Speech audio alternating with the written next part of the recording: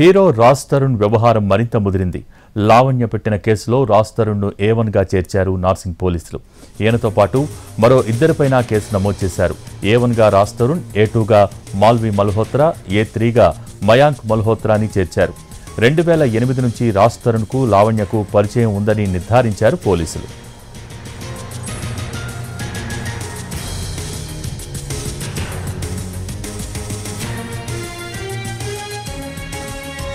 2010లో రాజ్ తరుణే తనకు మొదట ప్రపోజ్ చేశాడని లావణ్య పోలీసులకిచ్చిన ఫిర్యాదులో పేర్కొంది. 2014లో రాజ్ తరుణ్ తనను పెళ్లి చేసుకున్నాడని, ఆయన్ని మా కుటుంబం అన్ని విధాలుగా ఆదుకుందని, రాజ్ తరుణ్కున్న ఆర్థిక సమస్యలన్నింటినీ మా కుటుంబం భరించిందని వెల్లడించింది. ఆయనకు ఇప్పటి వరకు 70 లక్షల రూపాయలు ఇచ్చామని తెలిపింది. రాజ్ తరుణ్కున్న 15 కుక్కల కారణంగా 6 సంవత్సరాలలో 6 ఇళ్లు మారాల్సి వచ్చిందని వివరించింది లావణ్య.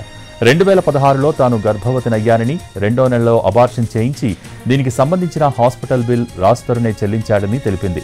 జనవరిలో తాను US నుంచి తిరిగి వస్తుంటే సికింద్రాబాద్ స్టేషన్లో నన్ను అరెస్ట్ చేశారని, డ్రగ్స్ కేసులో రాజ్ తరుణ్, మాల్వి మల్హోత్రా కలిసి నన్ను ఇరికించారని తెలిపింది.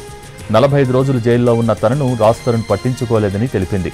ప్రేమ, పెళ్లి పేరుతో తనను మోసం చేసిన అతనిపై చర్యలు తీసుకోవాలని పోలీసులకిచ్చిన ఫిర్యాదులో పేర్కొంది లావణ్య.